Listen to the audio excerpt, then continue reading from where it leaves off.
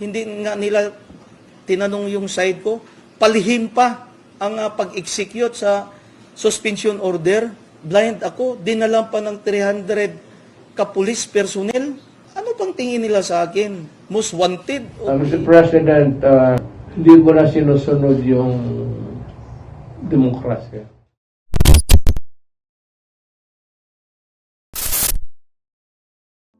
Mainit na balita, pagkakasuspinde ng Davao del Norte Governor.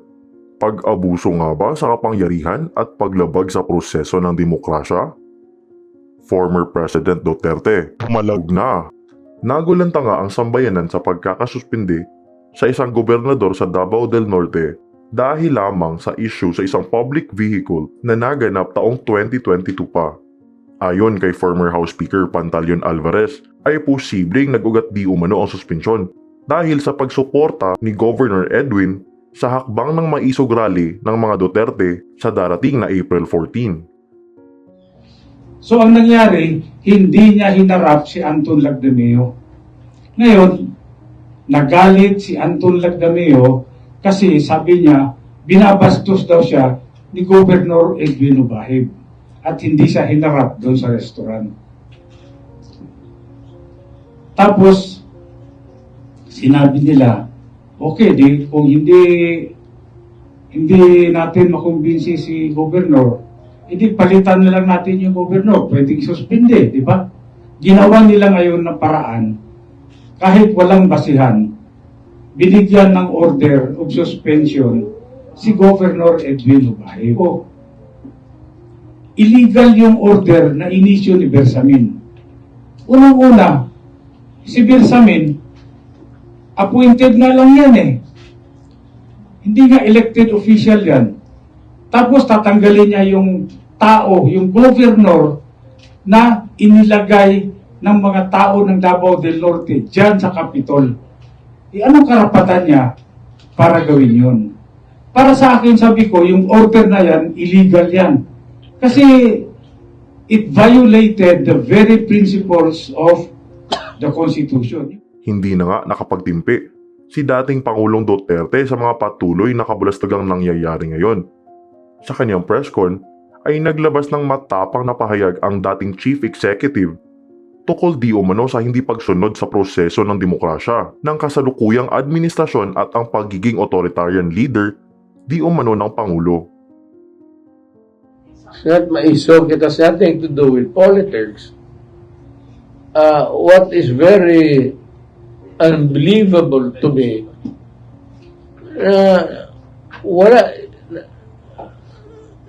walang notice, wala lahat.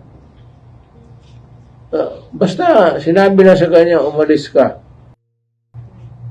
Alam mo, we are drifting into that kind of setup, which I think, to me, is very important for the President to realize it. Mr. President,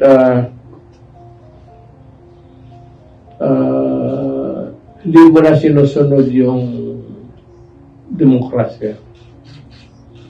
And you are, in pagganong na style, you are veering towards a more authoritarian. Mahirap yan, hindi sanali ang Pilipino. I am just warning you. Ako sa isa talaga na hindi ako papayag. Na kung magtanong ka na what I intend to do, I will raise hell one day.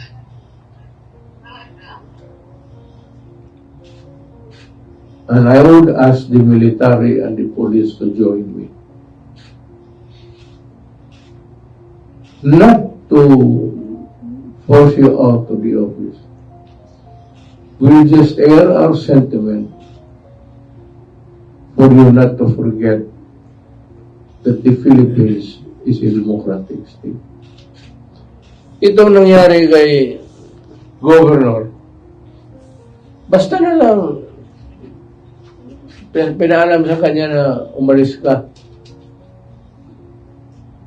it violates the due process of law.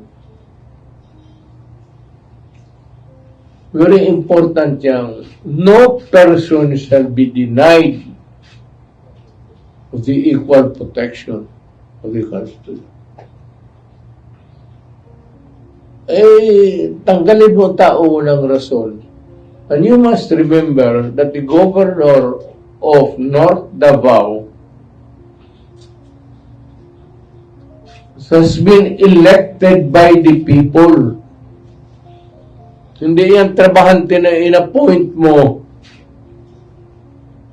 tapos tanggalin mo.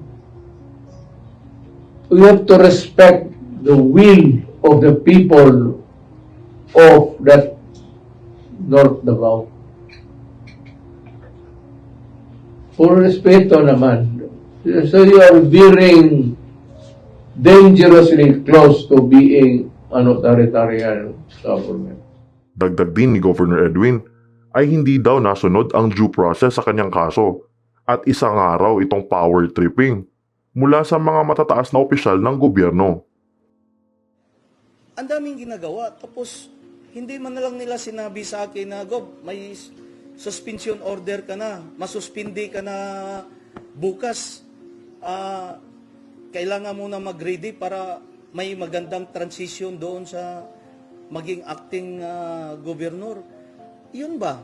Yun ang masakit sa akin. At hindi ko rin alam. Sana sinabi lang, may board member ka dito na nag-file ng complaint. Bakit? Ano bang nangyari dito? Sana tinanong man lang ako. Hiningi lang nila sana yung side ko para naman masagot ko rin ng tama. Kasi ang pinagbasihan nila na isuspindi ako po at para po sa taong bayan, ganito pong nangyari. 2022 pa ito nangyari itong complaint na ito. At ito ang pinagbasihan nila na isuspindi ako. 2022, ilang bisis na kami nagsasama ni board member Amit. Okay na lahat. Lahat na privilege na receive niya. Nagsasama kami sa maraming mga program sa province. Wala na ito eh. Considered ito na parang tapos na itong problema na to. Nasagot na ito ng lawyer ko lahat. Tapos, bigla nilang pinalabasan ng dahil dito sa issue na to, sa sakyat, ito ang ginamit nilang dahilan na isuspindi ako. Pwede po ba yan? Yan ang masakit sa akin. Gobernur ako, nagtrabaho ako ng tama. Tapos nung inimplement nila yung suspension order, pinasamahan pa ng 300 police personnel. Hindi naman siguro ako high-profile criminals na yun ang gawin nila sa akin. Sa katunayan nga, lahat ng programa ng national government galing kay President Ferdinand Bongbong Marcos Jr., lahat ng instruction ng Department of Interior and Local Government, lahat na programa sa national government, ini-implement ko ng tama dito sa province. Ginagawa ko po lahat yan. Tapos, yun na lang ang gawin nila sa akin. Isuspindi ako na hindi nga nila tinanong yung side ko. Palihim pa ang pag-execute sa suspension order. Parang blind ako. Dinalan pa ng 300 ka-police personnel. Ano pang tingin nila sa akin? Most wanted of the Philippines? Kaya sa ginawa nila sa akin, naisip ko tuloy, sobrang sakit, at naisip ko tuloy na parang dictatorship of government na ito. Parang diretso ka na lang kung anong maisip nila, pwede ka pala babaan ka agad ng order, basta-basta ka na lang hulihin, basta-basta ka na lang paalisin sa pwesto. Wala namang trial nga gawin.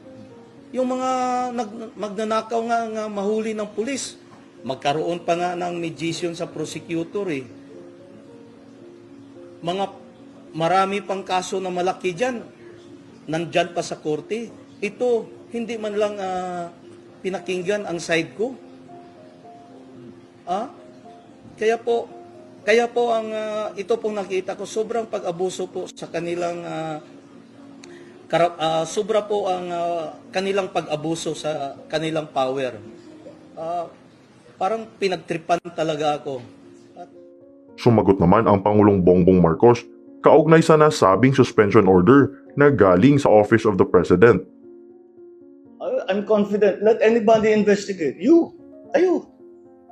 Yung mga abogado ninyo, papuntahin ninyo, tignan nila yung records namin kung ano yung anong nangyari.